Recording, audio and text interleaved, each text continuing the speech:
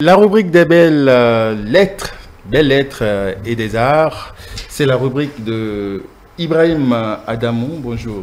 Bonjour Habib Noéni.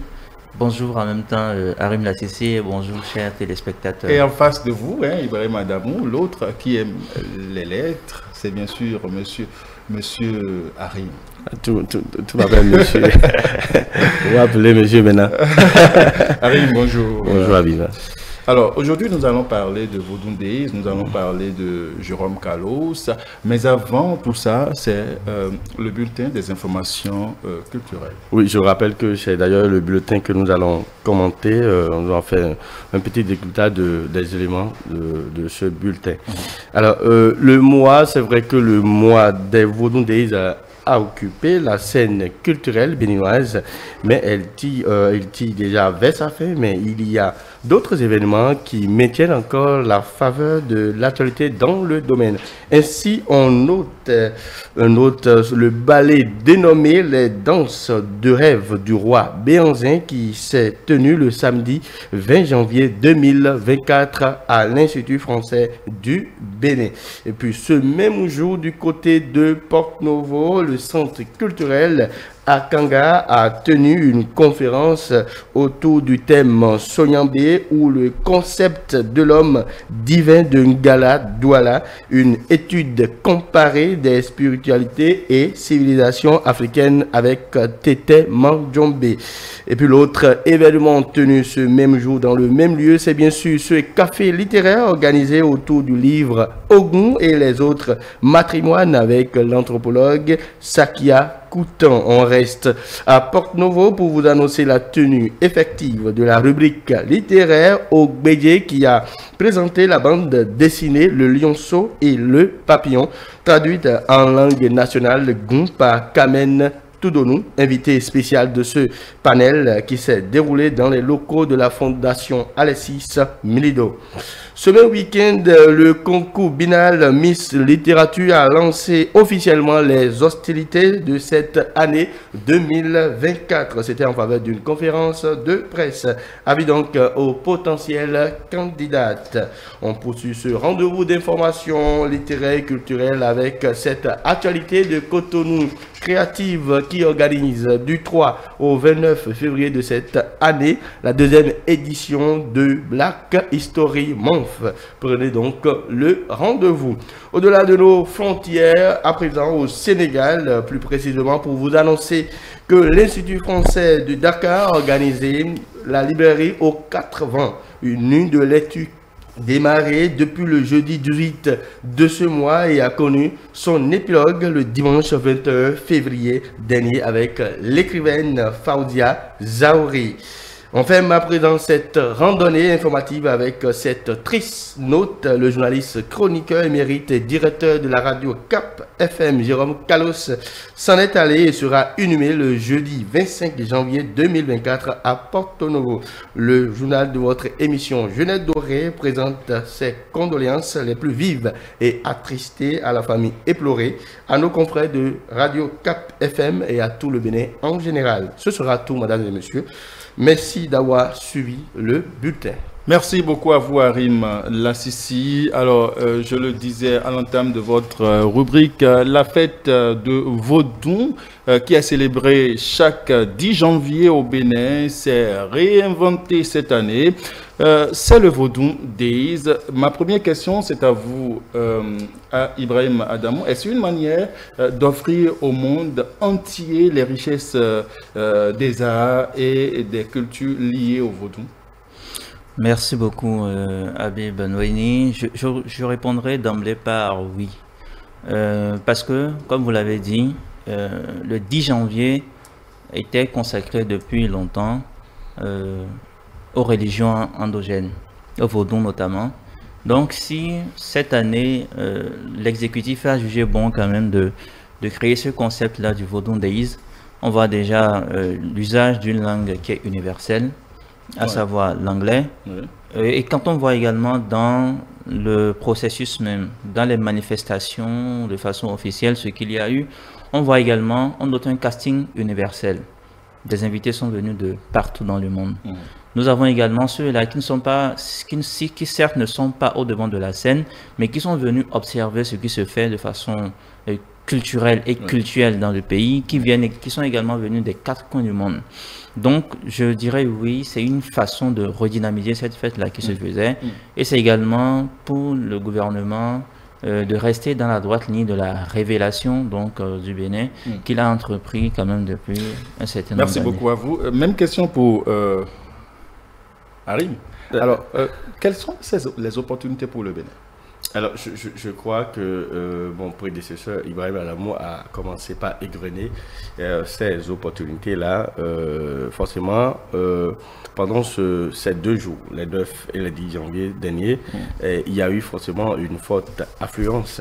Il y a eu des communautés, il y a eu des délégations internationales. Je rappelle que vous étiez au Vaudou Days. Hein, tout à fait. Et donc, il y a eu cette, il y a ces délégations internationales qui ont pris place, qui se sont installées depuis le 9 déjà, où on a commencé les manifestations culturelles. Et on a noté également la présence de notre président Patrick Talon sur la terre de Ouida.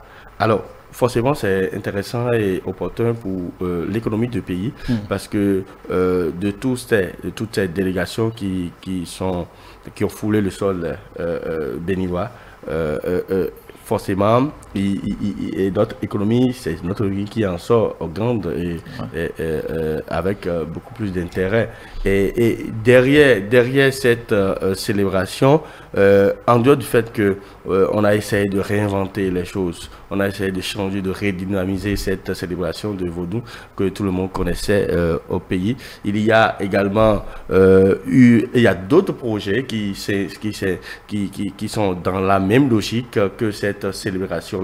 Il y a par exemple la construction des musées et qui vont pas tarder et d'autres qu'on a déjà commencé. Il y a également je vais parler de la route des couvents dont on a parlé. Donc c'est forcément intéressant. Ça a été un programme culturel et culturel assez exceptionnel et intéressant pour le peuple béninois qui s'est déplacé. Il y a eu une forte mobilisation. Il y a les membres du gouvernement également qui étaient fortement représentés sur le terrain. Donc avoir la volonté publique, pourquoi pas, je veux parler de cette volonté politique de notre gouvernement. Également l'adhésion du peuple béninois. On a vu que quand même c'était de commun accord, on voulait réinventer et on voulait redynamiser cette dignité-là aux adeptes du vaudou et tout. Montrer la richesse de notre culture, de nos arts. Je vais revenir sur une question. Il y a également, vous savez, on se plaint souvent du fait que des étrangers sont venus chez nous, ont pris des choses de nous et sont allés les mettre beaucoup plus en valeur. Et après, on les jalouse pour rien. Je crois qu'il y a cette anticipation quand même, cette intelligence-là anticipative du gouvernement qui consiste à labelliser quand même le vaudou. Aujourd'hui, ailleurs, en dehors du territoire africain, nous avons une bière belge, par exemple, qu'on appelle la bière vaudou, je crois. Donc, si déjà certains qui ne sont pas béninois se permettent quand même de se faire de l'argent à partir de ce qui est connu de façon universelle, de façon mondiale, comme étant quand même la source de source du Bénin, parce que ceux-là qui ont quand même eu la chance ou bien une aventure les a amenés hors du territoire béninois, la première des choses par lesquelles on les identifie, ce qu'on leur colle déjà, c'est déjà le vaudou. Donc, si le vaudou devient un label même du Bénin, ça colle déjà à la peau du béninois. Donc, si on peut déjà valoriser cela à travers ces manifestations-là qu'on a eues autour du Vaudou Days, je crois que c'est très bien. Ça a également été une occasion de démystifier tout ce qu'on dit et qui n'est pas forcément juste, qui n'est pas forcément vrai autour des religions endogènes, notamment du Vaudou, parce que si beaucoup de personnes viennent comme ça autour de cette fête-là du Vaudou, avec des idées conçues, avec des préjugés, mais quand ils viennent et qu'ils voient que ce qu'on a longtemps lapidé, ce qu'on a longtemps peint en noir, cette chose-là a quand même des côtés culturels qui sont quand même très beaux. Je pense que cela va permettre davantage de, vous dites, de redorer quand même qui sont beaux, oui. Vous vous n'avez pas cité ces côtés, on va y revenir, je vais y revenir avec vous. Harim Lassisi, vous avez cité la construction de musées internationaux de Vodou, vous avez cité la route des couvents Vodou. Selon vous, quels sont les impacts que ces différentes constructions-là peuvent avoir sur la population, sur le plan social, sur le plan économique? Est-ce que, en construisant ces routes, ces musées, est-ce que le panier de la ménager va trouver quand même un ouf de soulagement? Est-ce que la population peut trouver un ouf de soulagement, selon vous, en tant qu'acteur culturel? Et sauf qu'on ne parle pas du panier de la ménager ici, parce que dans toute organisation, il y a un autre. Ouais. Vous voyez, on ne peut pas tout faire, hein, c'est pas magique, on ne peut pas tout faire avec un bâton magique. Et tout de suite, ce qui nous intéresse et qui requiert notre attention, c'est beaucoup plus la beauté et la majesté de nos cultes, de nos cultures et de nos arts. Et tout de suite, le Bénin a su capter l'attention du monde entier. Je dis la construction du musée international du Vodou, la construction, la route. L'intérêt, tout de suite, l'intérêt que je vois tout de suite dans ces constructions, c'est beaucoup plus la réhabilitation de la dignité africaine, la dignité béninoise. Alors, donc, qu'on puisse aborder cela avec fierté. C'est d'abord cet intérêt-là. On ne peut pas tout de suite marchander cela. Je ne voulais pas parler du panier de la ménagère. Et pourquoi vous n'avez pas parlé de cette beauté, cette majesté qu'on a senti surtout plus au niveau des chants, des rythmes de chez nous, des chants et danses? Je ne parle pas encore des concerts, ou même il y a eu des sommités de la musique, vous savez, Kofi Olomide par exemple, à l'instar de Kofi Olomide, il y a d'autres artistes de chez nous, Nobeka et autres, il y a eu plus ça. Donc moi je voudrais qu'on focalise beaucoup plus notre attention et le débat de ce côté-ci. Mais si je peux me permettre, pour la question que vous avez posée à Harim, je pense que c'est vrai, directement on ne voit pas le panier de la ménagère, mais quand même quand vous accueillez autant de personnes, des personnes qui viennent, qui vont loger chez vous, des personnes donc que vous êtes tenus de nourrir, qui vont acheter à manger. Je pense que si la ménagère elle-même, elle a déjà une activité où elle vend peut-être à manger, ou bien dans un musée qu'on construit, il y a des visiteurs et quand ils viennent, il y a de la restauration qu'il faut leur garantir. Tout ça, c'est de la création d'emplois. Et quand il y a de la création d'emplois, forcément, quelque chose entre dans le panier de la ménagère. D'accord. Alors, Habib Loueni va nous permettre d'aller sur notre... J'ai quand même une dernière question à Harim Lassisi. Oui. Alors, quel est l'accueil qu'on a eu pour cet événement? L'accueil, vous parlez des Béninois ou... Oui, les Béninois, les étrangers, les échos d'ailleurs, des échos d'ici et d'ailleurs. Bien, il y a eu quand même un accueil très grand parce que au moins 97 000 personnes, d'après les chiffres, ont foulé quand même le sol de Ouidah. Ça signifie que depuis qu'on a commencé par claironner, par annoncer cette fête-là du Vodou, cela a suscité quand même de l'intérêt et de l'engouement.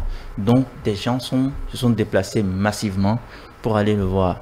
Il y a également le gouvernement qui a mis en place des bus pour permettre de façon bénévole, de façon gratuite aux personnes, aux populations de faire le déplacement sur la ville de Ouidah. Donc l'accueil a été vraiment grandiose. Maintenant, pour ce côté de l'appréciation, je pense que c'est une première édition. Et toute œuvre humaine, aucune œuvre humaine n'est parfaite. Donc il faudra tenir compte donc, de ce qui a marché, de ce qui n'a pas marché, afin de pouvoir parfaire donc, les éditions à venir. Harim, sur cette question, votre toute dernière prise de parole. Oui, l'accueil, je ne voudrais pas répéter ce que Ibrahim Adamou a déjà dit. C'est une première. Cette célébration, c'est une première et on va souhaiter que... certainement, le comité a déjà fait le bilan. De ce qui a marché, ce qui n'a pas marché, comment faire pour que cela marche les années. Quand vous n'êtes pas dans le comité, je ne suis pas dans le secret des dieux. Donc, avec votre émission, on va... Bien sûr. Harim Lassisi, 30 septembre 1944. Et puis, 15 janvier 2024, Jérôme Kalos. Ami de belles lettres et de belles paroles est parti, voilà. Et nous sommes tous journalistes, on connaît l'homme. Nous allons, Harim. Oui, Habib, en de pareilles circonstances, je perds souvent mon latin. Nous sommes en face d'une grande fête pour toute la nation. Il faut dire que l'homme, c'est un babab, c'est un grand homme, un grand béninois qui vient que la mort a arraché à notre affection. Et il n'est pas...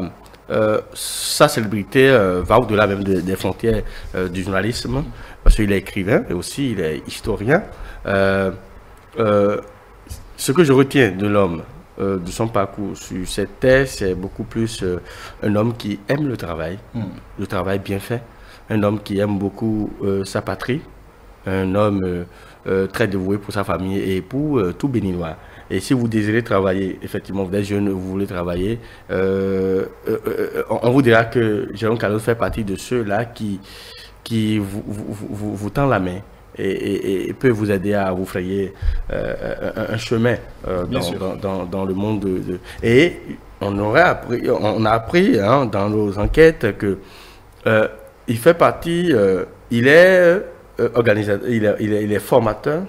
Et pendant leur formation, c'est-à-dire, vous êtes jeune, vous avez une organisation, par exemple, Jérôme Kalos peut se déplacer, faire le déplacement, venez vous équiper, vous former gratuitement. Ils ont fait ça. Et par définition de la chaîne dont il est directeur, Cap FM, on parle de centre africain de la pensée positive. Et donc, c'est quelqu'un de très respecté. Et puis, on a pris le lundi. C'était un lundi noir pour la nation béninoise. Dans l'après-midi, le matin, il se portait bien. Même sa femme aussi a dit qu'il se portait très bien. Et puis, il est monté pour rédiger sa chronique qui devait passer le jeudi. Donc, sa femme l'a laissé, il est parti. C'est après, ils se sont donné rendez-vous pour suivre le match du Sénégal. Et sa femme monte et ne le retrouve pas au salon ni dans la chambre. Et va dans les toilettes et il était déjà inanimé. Donc, nous disons encore une fois toutes nos condoléances à toute la famille éplorée, à nous aussi, Ouais. parce que c'était un doyen de taille que nous respectons beaucoup. Doyen de taille qu'on a perdu, vraiment. Comment vous avez appris la nouvelle et comment vous l'avez pris également?